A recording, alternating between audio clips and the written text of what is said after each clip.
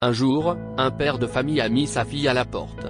Des années plus tard, elle l'a retrouvé mendiant, sans abri et sans défense. C'est une froide soirée d'hiver, et Lara est assise devant la tombe de sa mère, pleurant amèrement, maudissant sa vie tragique.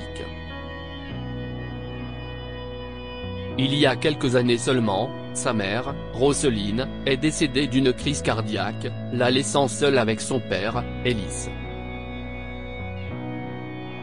Lara, qui n'avait que 10 ans à l'époque, avait le cœur brisé en voyant sa mère être habillée d'une belle robe et placée dans un cercueil pour être enterrée sous la terre. Mais il ne faut pas longtemps à Ellis pour se remettre de la mort de sa femme et faire entrer une nouvelle femme, Shelly, dans sa maison et dans la vie de Lara. Au fil du temps, Lara a remarqué que Shelly était devenue un membre permanent dans la famille. Au début, elle faisait semblant d'être une femme douce et gentille, mais tout a changé lorsque le contrat de mariage a été signé. Et Ellis, qui avait été prévenante envers sa fille, voire un père aimant, ne se soucie désormais que de lui-même et de sa nouvelle femme. Quand Lara eut 16 ans, Shelly a annoncé qu'elle était enceinte. Ellis est aux anges, c'est le moins qu'on puisse dire, et Lara est heureuse aussi. Mais en repensant aux événements des 6 années précédentes, où tout ce qu'elle avait entendu de Shelly était qu'elle était un fardeau pour son père, Lara s'inquiète de ce qui lui arrivera une fois l'enfant né. Je suis sûr que papa cessera complètement de s'occuper de moi. Il se concentrera désormais uniquement sur le bébé et Shelly. Ah. Maman, j'aimerais que tu sois là. Je suis terrifiée par ce qui va se passer ensuite, songea-t-elle tristement. Qui aurait cru que ses pires cauchemars se réaliseraient si vite? En rentrant chez elle après avoir rendu visite à sa mère ce soir-là, Lara a entendu son père parler à Shelly. Tu ne peux pas faire ça, Shelly. Lara est aussi mon enfant. Je ne peux pas lui dire de quitter la maison comme ça. Mais chérie, insiste Shelly, essaie de comprendre. Tu sais que nous aurons besoin de plus d'espace quand le bébé sera là. En plus, Shelly a déjà 16 ans. Elle doit apprendre à être indépendante. On ne peut pas continuer à subvenir à ses besoins pour le reste de sa vie. Tu as raison sur ce point, chérie, dit Ellis. Mais elle reste une enfant pour moi, et je m'inquiète pour elle. Je ne suis pas sûr que ce soit prudent de l'envoyer dehors comme ça. Oh, ne t'inquiète pas pour ça, chérie, dit Shelly, ravie d'avoir persuadé Ellis de faire sortir Lara de la maison. J'ai parlé avec une de mes amies, et elle connaît un endroit sympa. Le loyer ne sera pas trop élevé, et nous pourrons y reloger Lara. Très bien, chérie. On en parlera avec elle. Mais j'espère que Lara ne le prendra pas mal. Bien sûr, dit Shelly, silencieusement satisfaite de la réussite de son plan. Mais Lara a tout entendu et elle n'a pas pu retenir ses larmes lorsqu'elle est entrée en trombe dans leur chambre à ce moment-là. Tu as perdu la tête, papa? Tu ne vois pas ce que ta femme essaie de faire? Hurle-t-elle à son père. Lara, qu'est-ce ce qui ne va pas? Demande son père, abasourdi. Pourquoi est-ce que tu pleures? Je pleure à cause de Shelly, papa. Cette femme est pathétique. Cette femme essaie de nous séparer. Je la déteste. J'espère qu'elle va mourir. Lara, hurle son père. Fais attention à ce que tu dis. Si est ta mère. Pas question, papa, a répliqué Lara. Si est une briseuse de ménage qui essaie de nous séparer. Elle ne pourra jamais être ma mère. Je la hais. Je la hais plus que tout.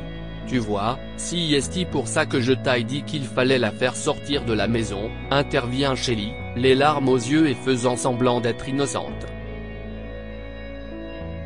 Elle n'apprendra jamais à accepter les autres si elle reste avec nous. Je ne savais pas que je t'avais fait autant de mal, chérie, poursuit-elle en se tournant vers Lara et en posant sa main sur son épaule.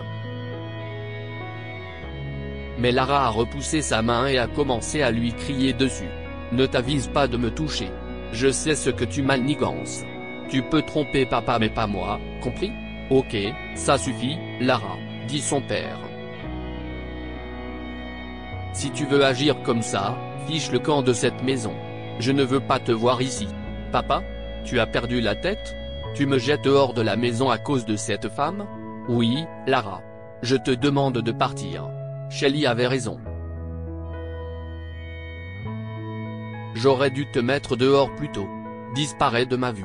Le cœur de Lara s'est brisé lorsque son père lui a ordonné de partir. Elle a emballé ses vêtements, les larmes aux yeux, a pris un peu d'argent qu'elle avait économisé et a quitté la maison.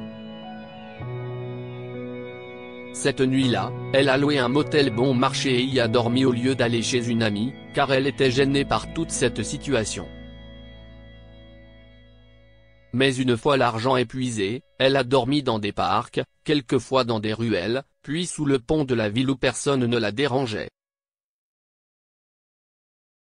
Elle a également cessé d'aller à l'école et a commencé à mendier au passage piéton et devant les magasins, dans l'espoir qu'une âme charitable lui offre de l'argent pour qu'elle puisse manger au moins un repas.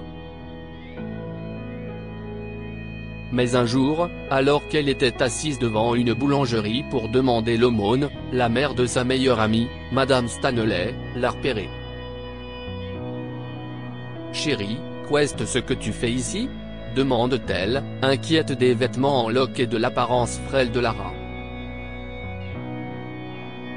« Oh, Madame Stanley, sanglote Lara en la voyant. Par où dois-je commencer? Tout va bien, ma chérie. Calme-toi et viens avec moi. » La gentille dame a emmené Lara chez elle, la nourrit et a pris soin d'elle. Puis Lara lui a raconté toute l'histoire, y compris comment son père l'avait jetée hors de la maison. Madame Stanley a eu pitié de Lara et lui a permis de rester chez elle aussi longtemps qu'elle le souhaitait. Elle a également dit à sa fille Sarah de ne parler à personne de l'état de santé de Lara, car la pauvre fille était déjà traumatisée par ce qui s'était passé dans sa vie. Grâce à Madame Stanley, la vie de Lara s'est améliorée à partir de ce jour. Quelques jours plus tard, Madame Stanley et son mari ont inscrit Lara dans un autre lycée et ont payé ses frais de scolarité. Lorsque la jeune femme a obtenu son diplôme, elle a demandé des bourses d'études et en a obtenu une à l'université de New York. En tant que parents et tuteurs fiers, Madame Stanley et son mari ont apporté une aide financière à Sarah et à Lara, et aucune des filles ne les a déçues. À la fin de sa dernière année d'études, Sarah avait un excellent emploi avec un beau paquet, tandis que Lara avait non seulement un bon emploi mais aussi un diplôme magna cum laude de sa prestigieuse université. Bref, Lara est heureuse.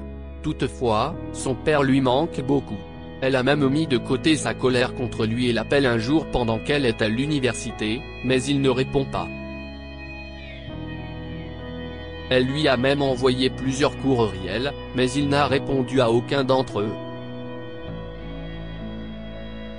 Pensant que son père ne se souciait pas du tout d'elle, Lara a donc décidé de ne plus jamais l'appeler. Mais le destin a d'autres plans. Un soir, alors qu'elle rentrait du travail, elle donnait des billets de dollars à un sans-abri assis dans une rue, vêtu d'une veste noire à moitié déchirée, qui demandait l'aumône. « Merci, jeune fille, » dit-il d'une voix tremblante à la vue de l'argent. Lara s'est arrêtée dans son élan lorsqu'elle a entendu la voix. « Attends, ce n'est pas possible. Est-ce que si est-il ? Excusez-moi, pouvez-vous répéter ce que vous venez de dire ? demande-t-elle en revenant vers lui. Cette fois, l'homme lève les yeux vers elle. Les yeux de Lara s'illuminent lorsqu'elle remarque que l'homme assis dans des vêtements en lambeaux est son père. Papa, que t'est-il arrivé? Lara. Si est-il vraiment toi, chérie? Il a fondu en larmes. Je suis désolé pour ce que j'ai fait, chérie. Je n'aurais pas dû te demander de partir. Tu avais raison pour Shelly. Nous parlerons de ça plus tard, papa. S'il te plaît, lève-toi d'ici et viens avec moi. Lara a emmené son père dans un cafétéria, l'a nourri et lui a donné sa veste. Elise s'est mis à pleurer devant la générosité de sa fille. Il s'excuse auprès d'elle pour ce qu'il a fait et lui raconte toute l'histoire. Il s'avère que Shelly a piégé Elise en transférant tout son argent et sa fortune à son nom et l'a mis à la porte de la maison. Et ce n'est pas tout, elle a également fait entrer un autre homme dans la maison, qui s'est avéré être le père de l'enfant de Shelly. Elle trompait Elise depuis longtemps, mais lorsqu'elle a découvert qu'elle était enceinte de son amant, elle a décidé d'exclure Elise de sa vie après lui avoir volé tout son argent. Lara était une pierre d'achoppement sur son chemin, elle s'est donc débarrassée d'elle d'abord, puis d'Ellie.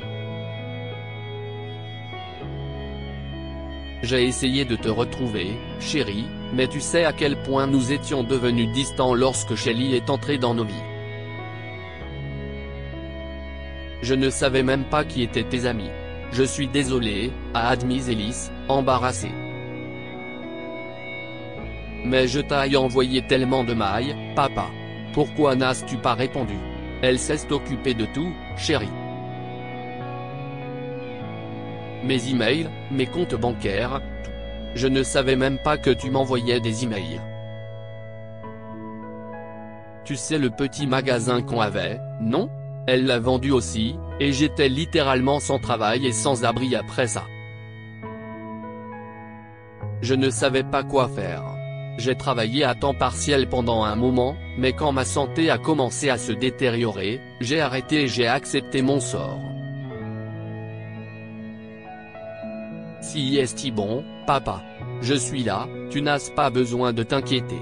Cette nuit-là, Lara a ramené son père chez lui. Ils ont commencé à vivre ensemble et Lara a subvenu à leurs besoins à tous les deux.